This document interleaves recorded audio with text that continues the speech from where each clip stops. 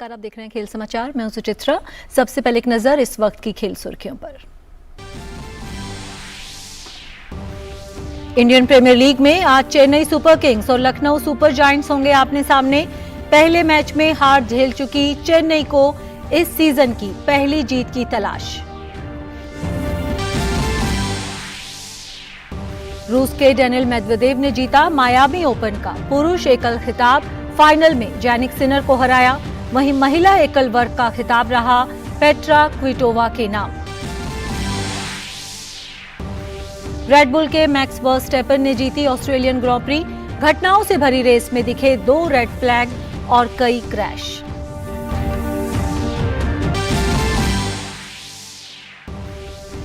और premiere league में खराब प्रदर्शन के चलते इंग्लिश क्लब चेल्सी ने अपने मैनेजर ग्राहम पॉटर को बर्खास्त किया। लगातार खराब नतीजों के बाद लिया गया ये फैसला। प्रीमियर लीग में चेल्सी को 28 में से सिर्फ 10 मैच में मिली है जीत। अब खबरें विस्तार से, और सबसे पहले खबर इंडियन प्रीमियर लीग से जुड़ी हुई।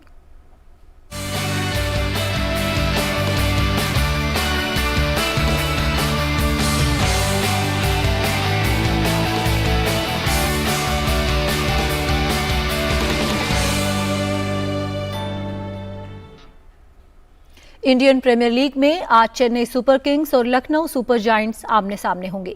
ये मुकाबला शाम 7:30 बजे से चेन्नई में खेला जाएगा। चेन्नई सुपर किंग्स को इस सीजन के पहले मुकाबले में गुजरात टाइटंस के खिलाफ हार का सामना करना पड़ा था। ऐसे में धोनी की टीम इस मुकाबले में इस सीजन की अपनी पहली जीत की तलाश में मैदान पर उतरेगी। दूसरी ओर केएल राहुल की अगुवाई वाली लखनऊ सुपर जायंट्स ने अपने पहले मैच में दिल्ली कैपिटल्स पर बड़े अंतर से जीत दर्ज की थी। आज के इस मैच में लखनऊ सुपर जायंट्स लगातार दूसरी जीत की तलाश में मैदान पर उतरेगी। वहीं चेन्नई सुपर किंग्स की कोशिश टूर्नामेंट में अपनी पहली जीत हासिल करने की होगी। और पूर्व भारतीय क्रिकेटर सलीम दुर्रानी का कल निधन हो गया। उन्होंने 88 साल की उम्र में गुजरात के जामनगर में अंतिम सांस ली। सलीम कैंसर से जूझ रहे थे। वे पहले ऐसे क्रिकेटर थे जिन्हें अर्जुन अवार्ड से नवाजा गया था। उन्हें यह सम्मान 1960 में मिला था। कैसा रहा सलीम दुर्रानी का सफर, देखिए इस खास रिपोर्ट में। भारतीय क्रिकेट जगत के लिए रविवार की सुबह एक निराशाजनक खबर सामने आई। भारत के पूर्व दिग्गज क्रिकेटर सलीम दुर्रानी का 88 साल की उम्र में निधन हो गया। उनके निधन की खबर सामने आते ही क्रिकेट प्रेमियों के बीच शोक की लहर दौड़ गई। सलीम दुर्रानी कैंसर से जूझ रहे थे। उन्होंने गुजरात के जामनगर में आखिरी सांस ली। सलीम दुर्रानी पहले ऐसे क्रिकेटर थे जिन्हें अर्जुन अवार्ड से नवाजा गया था। उन्हें यह सम्मान साल 1960 में मिला। सलीम दुर्रानी का जन्म 11 दिसंबर 1934 को अफगानिस्तान के काबुल में हुआ था। हालांकि जब वे सिर्फ 8 वर्ष के थे तो उनका परिवार पाकिस्तान के कराची जाकर बस गया। इसके बाद भारत पाकिस्तान बंटवारे के समय दुर्रानी का परिवार भारत आ गया। भारत आने के बाद वे जामनगर में रहने लगे। सलीम की शुरू से ही क्रिकेट में रुचि थी। उन्होंने जनवरी 1960 में ऑस्ट्रेलिया के खिलाफ टेस्ट में डेब्यू किया। वे करीब 13 साल तक भारत के लिए खेले। उन्होंने 29 टेस्ट मैचों में भारतीय टीम का प्रतिनिधित्व किया। टेस्ट क्रिकेट में उनके नाम 1202 रन दर्ज हैं। उनके नाम 1 शतक और 7 अर्धशतक हैं। टेस्ट में उनका हाईएस्ट स्कोर 104 रन रहा। इसके अलावा फर्स्ट क्लास क्रिकेट में उन्होंने 8545 रन बनाए। प्रथम श्रेणी क्रिकेट में सलीम दुर्रानी ने 14 शतक और 45 अर्धशतक लगाए। फर्स्ट क्लास क्रिकेट में उनका सर्वाधिक स्कोर नाबाद 137 रन रहा। सलीम ने 1960 से 70 के दशक में अपने ऑलराउंडर प्रदर्शन से क्रिकेट प्रेमियों के बीच एक अलग ही पहचान बनाई थी। उन्होंने अपना आखिरी टेस्ट 6 फरवरी 1973 को इंग्लैंड के खिलाफ ब्रेबॉर्न स्टेडियम में ही खेला था। सलीम दुर्रानी भारत के दिग्गज ऑलराउंडर्स में से एक रहे हैं। ऐसा कहा जाता है कि मैच में जब भी फैंस सलीम से छक्का लगाने की मांग करते थे तभी वे छक्का जड़ देते थे। इस तरह सलीम फैंस के खास बन गए थे। सलीम दुर्रानी ने 1961-62 में इंग्लैंड के खिलाफ टेस्ट सीरीज को जिताने में अहम भूमिका निभाई थी। उन्होंने इस 5 मैचों की टेस्ट सीरीज में जमकर विकेट लिए थे। भारत ने कोलकाता और मद्रास में खेले गए दोनों टेस्ट जीते थे। कोलकाता टेस्ट में सलीम ने 8 और मद्रास टेस्ट में 10 विकेट झटके थे। इसके अलावा उन्होंने वेस्टइंडीज के खिलाफ ऐतिहासिक पोर्ट ऑफ स्पेन मैच में भारत की जीत में भी अहम किरदार निभाया था। इस मैच में सलीम ने तब के महान बल्लेबाज क्लाइव लॉयड और सर गारफील्ड सोबर्स के विकेट झटके थे। सलीम ने सिर्फ क्रिकेट में ही नहीं बल्कि बॉलीवुड में भी अपना हाथ आजमाया। 1973 में सलीम ने चरित्र नाम की एक फिल्म में एक्टिंग की थी। उस फिल्म में दुरानी ने उस वक्त की स्टार अदाकारा परवीन बॉबी के साथ काम किया था। इसके अलावा सलीम को साल 2011 में बीसीसीआई द्वारा C K Naidu life time achievement award से भी सम्मानित किया जा चुका है।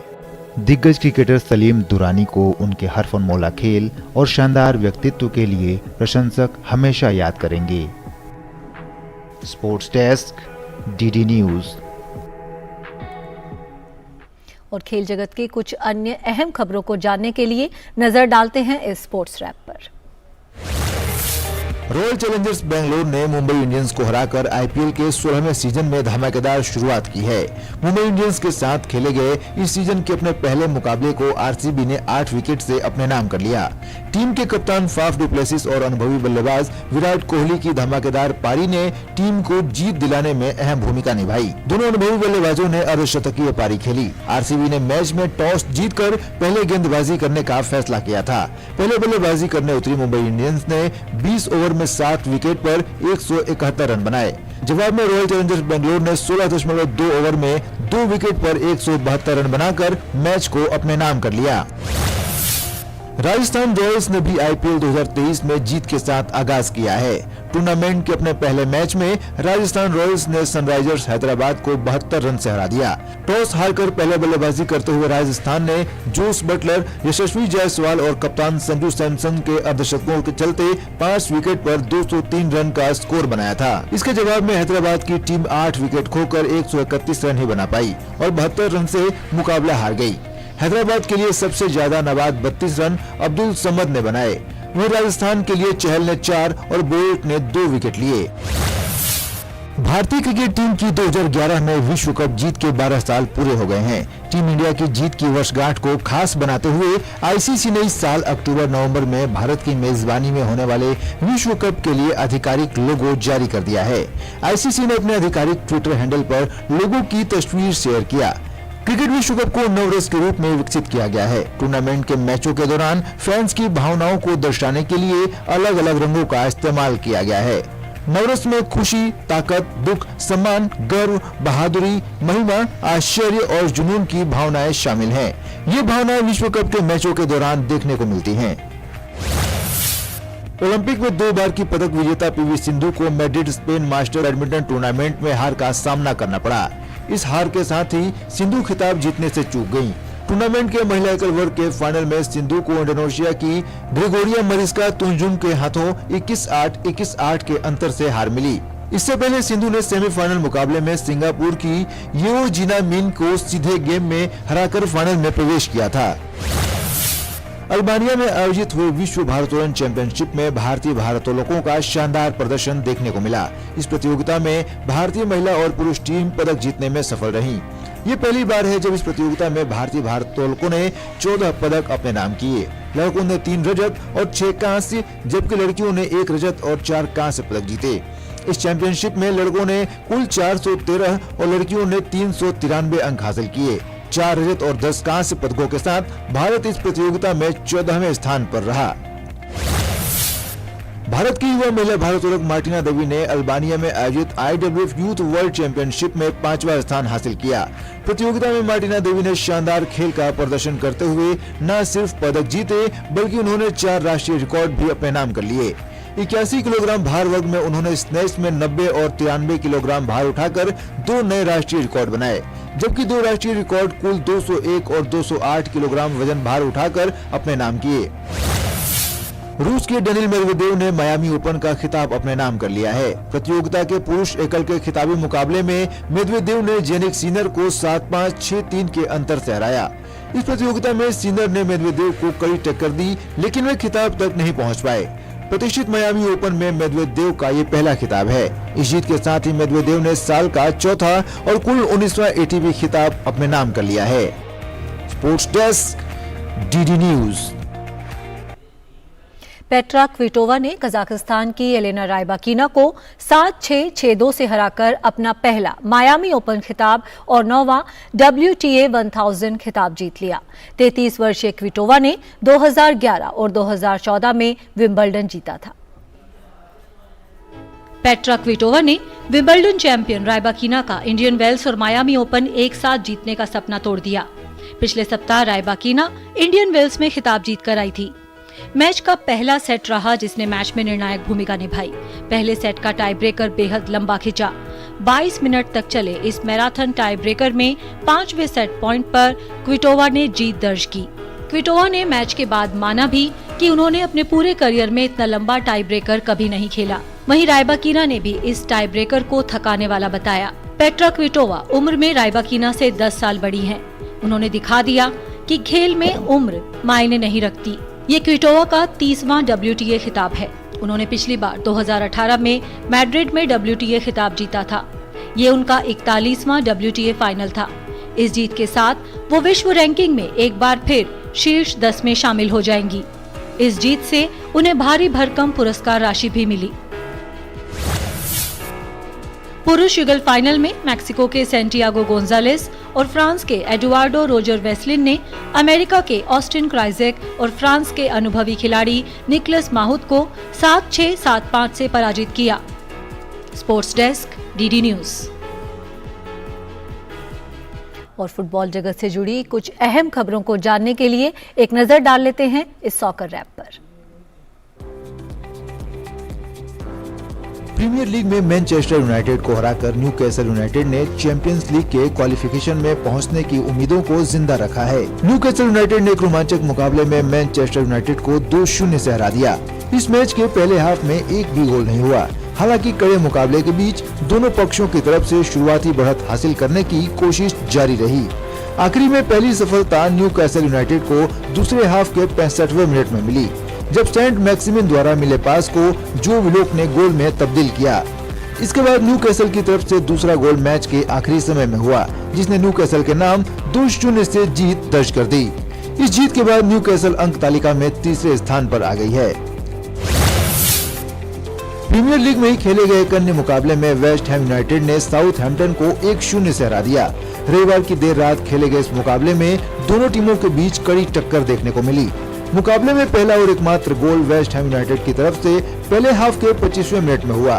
वेस्ट हैम की तरफ से नायफ अगर ने थिलो कहरा के पास पर साउथहैम्पटन के गोल पोस्ट में गोल दागकर 1-0 की बढ़त हासिल कर ली। इसके बाद पूरे टूर्नामेंट में किसी भी टीम की तरफ से कोई दूसरा गोल नहीं हो सका। इस प्रकार रोमांचक मुकाबले को वेस्ट हैम यूनाइटेड ने 1-0 से अपने नाम कर लिया। स्पेनिश ला लीगा में रियल मैड्रिड ने रियल वलाडोलिड के खिलाफ मुकाबले को अपने नाम कर लिया। रविवार देर रात खेले गए इस मुकाबले को रियल मैड्रिड ने 6-0 के बड़े अंतर से अपने नाम किया। इस मुकाबले में रियल की तरफ से पहला गोल पहले हाफ के 22वें मिनट में रोड्रिगो ने किया। इसके बाद महज 7 मिनट के अंतराल पर करीम बेंजेमा ने लगातार 3 गोल दागकर टीम को 4-0 के अंतर से आगे कर दिया। बेंजेमा ने तीनों गोल 29वें, 32वें और 36वें मिनट में दागा। इसके बाद रियल मैड्रिड ने दूसरे हाफ में 2 गोल दागकर मुकाबले को 6-1 से अपने नाम कर लिया। मैड्रिड के लिए 5वां गोल मार्को एनसेसियो ने दागा, जबकि छठा गोल लुकास वेस्केज ने किया। रियल मैड्रिड के आक्रामक खेल के आगे पूरे मैच के दौरान रियल वलाडोलिड की टीम अपने हार के अंतर को भी कम न कर सकी। फ्रेंच लीग में लियोन के खिलाफ मैच में पेरिस सेंट जर्मेन को हार का सामना करना पड़ा है। रविवार देर रात खेले गए रोमांचक मुकाबले में लियोन ने PSG को 1-0 से हराया। इस मैच में दोनों टीमों के बीच कड़ी टक्कर देखने को मिली।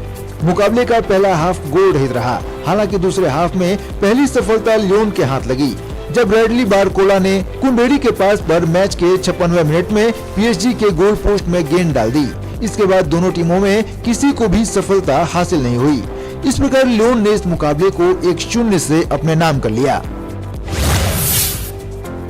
इटालियन सीरी में AC मिलान ने नेपोली को 4-0 से हरा दिया। इस मुकाबले में AC मिलान का शानदार खेल देखने को मिला। शुरू से ही आक्रामक तेवर के साथ मैदान पर उतरी AC मिलान की तरफ से पहले हाफ के 17वें मिनट में राफेल लियाओ ने पहला गोल दागा। इसके 8 मिनट के बाद ही डियाज ने दूसरा गोल दागकर स्कोर को 2-0 कर दिया। मुकाबले में तीसरा गोल 59वें मिनट में राफेल लियाओ ने दागा। एसी मिलान की तरफ से चौथा गोल 67वें मिनट में हुआ। Sports desk, DD news. Premier league में खराब प्रदर्शन के चलते इंग्लिश क्लब चेल्सी ने अपने मैनेजर ग्राहम पॉटर को बर्खास्त कर दिया है। लगातार खराब नतीजों के बाद टीम प्रीमियर लीग में 11वें स्थान पर चल रही है और शीर्ष 4 में जगह बनाने से 12 अंक की दूरी पर है। पॉटर सितंबर में चेल्सी के साथ जुड़े थे। प्रीमियर लीग में चेल्सी ने 28 मुकाबलों में से सिर्फ 10 मैच में ही जीत हासिल की है। शनिवार को ही चेल्सी को एस्टन विला के खिलाफ 2-0 से शिकस्त का सामना करना पड़ा था। ये पॉटर के साथ जुड़ने के बाद चेल्सी की 31 मैच में 11वीं हार रही। पॉटर 8 सितंबर को थॉमस टुकल के स्थान पर चेल्सी के मैनेजर बने थे। मंगलवार को चेल्सी को प्रीमियर लीग मैच में लिवरपूल की मेजबानी करनी है। वहीं 12 अप्रैल को चैंपियंस लीग क्वार्टर फाइनल के पहले लेग में चेल्सी का सामना रियल मैड्रिड से होगा। प्रीमियर लीग के इस सीजन में अब तक 13 बार क्लब्स के मैनेजर बदले जा चुके हैं। ये किसी भी अन्य सीजन से 3 ज्यादा है। रविवार को ही लेस्टर सिटी ने भी अपने मैनेजर ब्रैंडन रोजर्स को हटा दिया था। चेल्सी का मैनेजर रहते हुए पॉटर ने सभी प्रतियोगिताओं को मिलाकर 31 गेम में से 12 गेम में जीत दर्ज की। हालांकि क्लब के मालिकों ने भी कहा कि वे पॉटर को बर्खास्त करने के फैसले से निराश हैं। प्रीमियर लीग में शनिवार को चेल्सी को एस्टन विला के हाथों 0-2 से हार का सामना करना पड़ा था, जिसके बाद ग्राहम पॉटर ने निराशा जाहिर की थी। मैं समझता हूं कि जब आप घर में हारते हैं तो खेल की भावना ऐसी होती है कि लोग निराश और नाराज होते हैं। हम लीग में पॉइंट्स टेबल में जहां हैं उससे कोई खुशी नहीं है, इसलिए जो भी आलोचना आए मुझे स्वीकार करनी होगी। इथियोपिया के अबेजे अयाना ने रविवार को पेरिस मैराथन जीत ली। वहीं केन्या की हेला कीप्रॉप ने महिला वर्ग के खिताब पर कब्जा जमाया। 20 साल की अयाना ने 2 घंटे 7 मिनट और 15 सेकंड के समय के साथ ये जीत हासिल की। इथियोपिया के ही गाय एडोला ने दूसरा स्थान हासिल किया, जबकि केन्या के जोसेफट बोइट तीसरे स्थान पर रहे।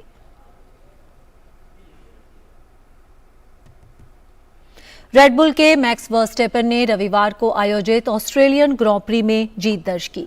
ये रेस काफी घटनापूर्ण रही। इसमें 2 रेड फ्लैग दिखाए गए, वहीं कुछ क्रैश भी देखने को मिले।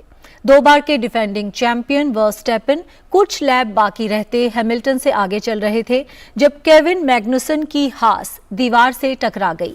इसके बाद ट्रैक पर डेब्रीज आ गई और रेस रोकनी पड़ी। कार ग्रिड पर फ्रेश टायर्स के साथ वापस आई, लेकिन रीस्टार्ट में भी विलियम्स के ड्राइवर लोगन सर्जिएंट ने एल्फा टॉरी के निक डी व्राइस की कार में टक्कर मार दी। इसके बाद पियरे गैस्ली और एस्टेबन ओकोन आपस में टकरा गए और एक और रेड फ्लैग दिखाया गया। लंबी चर्चा के बाद रेस को सेफ्टी कार के 1 लैप पीछे फिनिश करने का फैसला किया गया। क्रैश हो गई कारों को हटा दिया गया। इसके बाद वर्स्टेपन सीजन में अपनी दूसरी रेस जीतने में सफल रहे। रेडबुल ने अब इस सीजन की 3 रेस जीती हैं, जो किसी भी टीम के लिए एक रिकॉर्ड है। और मार्को बेजेची ने रविवार को अर्जेंटीना ग्रां प्री में अपनी और VR46 रेसिंग की पहली मोटोजीपी जीत हासिल की। बारिश की बाधा के बावजूद पहले कोने से चेकर्ड फ्लैग तक उन्होंने बढ़त बनाए रखी और चैंपियनशिप स्टैंडिंग के शीर्ष पर पहुंचे। डुकाटी के जोहान ज़र्को रेस के दूसरे भाग में शानदार राइड के साथ दूसरे स्थान पर रहे, जबकि पोल सिटर एलेक्स मार्केज ग्रेसिनी डुकाटी के लिए तीसरे स्थान पर रहे। जर्मनी के बोरिस हेरमैन की कप्तानी वाली टीम मालेशिया ने रविवार को ब्राजील के इटाजाई में ओशन लाइव पार्क की फिनिश लाइन को पार कर ओशन रेस के लेग 3 को जीत लिया। 26 फरवरी को दक्षिण अफ्रीका के केप टाउन में लेग की शुरुआत हुई थी। रेस के दौरान 14,714 समुद्री मील की दूरी तय की गई और रेस के 35वें दिन ये जीत मिली। इस जीत के बाद कप्तान बोरिस हेरमैन ने कहा कि समुद्र में कई महीने बिताने के बाद ये जीत बेहद अद्भुत है। ये देखने में सच नहीं लगता। मेरा मतलब है कि हमने समुद्र में कई महीने गुजारे, इतनी सारी चुनौतियां और उतार चढ़ाव, और अब हम जीत रहे हैं। मुझे अभी भी इसका एहसास करने के लिए एक प्रक्रिया की आवश्यकता होगी। ये वाकई अद्भुत है। दी Anand Delhi horse jumping show देश का प्रमुख घुड़सवारी कार्यक्रम है। भारत की घुड़सवारी परंपरा में इसे काफी महत्वपूर्ण माना जाता है। दिल्ली हॉर्स शो पहली बार 1930 के दशक में भारतीय सेना द्वारा आयोजित किया गया था। इस साल दिल्ली कैंट के आर्मी एक्सीलेंसिया इक्विटेशन सेंटर में the Anand Delhi horse show jumping 2023 championship का आयोजन हुआ। इस चैंपियनशिप में दिल्ली, हरियाणा, उत्तर प्रदेश राज्य से हॉर्स राइडर्स ने भाग लिया। प्रतियोगिता को देखने के लिए स्टेडियम में हजारों की संख्या में दर्शक भी पहुंचे।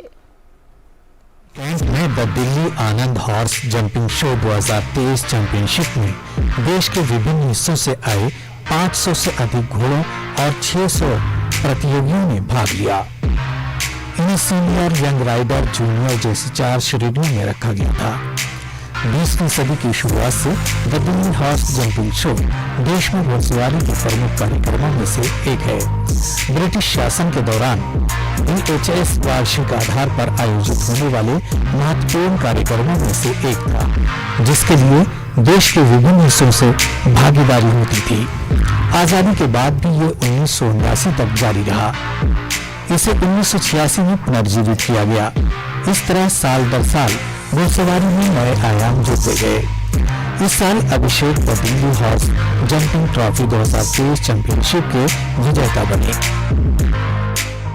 ये बहुत अच्छा था। मैं 30 साल से राइडिंग कर रहा हूँ और मैं पहली बार 30 साल में दिल्ली हॉर्स शो के अंदर बेस्ट राइडर अवार्ड जीता हूँ।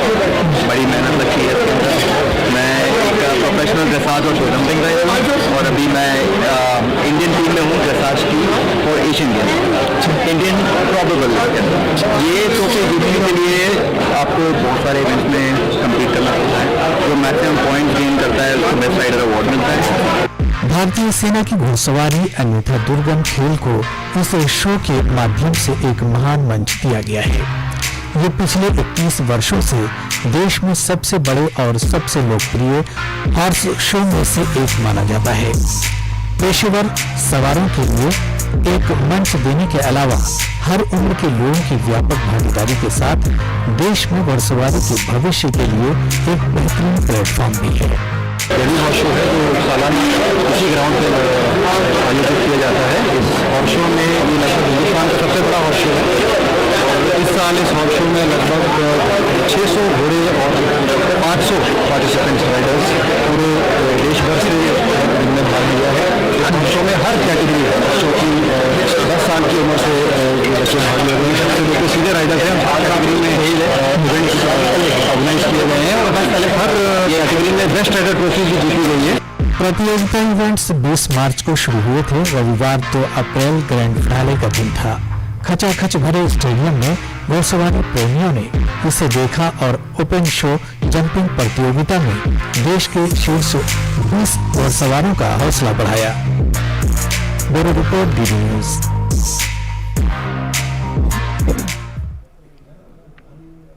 और इस वक्त का एक बड़ा अपडेट आ रहा है। भारतीय क्रिकेट प्रेमियों के लिए एक अच्छी खबर है कि सड़क हादसे का शिकार हुए भारत के विकेटकीपर बल्लेबाज ऋषभ पंत कल दिल्ली के अरुण जेटली स्टेडियम पर दिल्ली कैपिटल्स टीम की हौसला अफजाई करने के लिए पहुंचेंगे। DDCA के संयुक्त सचिव राजन मनचंदानी ने इस बात की पुष्टि की है कि ऋषभ पंत ये मैच कल देखने के लिए पहुंचेंगे और उनकी मौजूदगी से टीम को काफी बल मिलेगा। दिल्ली के दर्शकों के लिए एक गुड न्यूज़। दिल्ली का स्टार खिलाड़ी ऋषभ पंत अपनी टीम का हौसला बढ़ाने के लिए इंजर्ड होने के बावजूद कल दिल्ली गुजरात मैच में दिल्ली में मैच में आ रहा है। मैं ऋषभ पंत के हौसले को सलाम करूंगा कि इंजर्ड होने के बावजूद वो अपनी टीम का हौसला बढ़ाने के लिए आएगा। तो दिल्ली के सभी दर्शकों के लिए गुड न्यूज़ और मैं चाहूँगा कि आने वाले टाइम अगले मैचों में भी ऋषभ पंत आए। वाकई क्रिकेट प्रेमियों के लिए अच्छी खबर। और दिल्ली कैपिटल्स ने भी ऋषभ पंत के प्रति अपना समर्थन जताने के लिए पिछले मैच में अपना जो डग आउट था उसके ऊपर ऋषभ पंत की एक जर्सी रखी थी कि भले ही वो टीम के साथ नहीं है फिजिकली, लेकिन टीम हमेशा उनके साथ है और टीम का वाकई मनोबल बढ़ेगा जब ऋषभ पंत पहुंचेंगे कल के इस मैच में। तो खेल समाचार में फिलहाल इतना ही। हमारी पूरी टीम को दीजिए इजाजत। नमस्कार।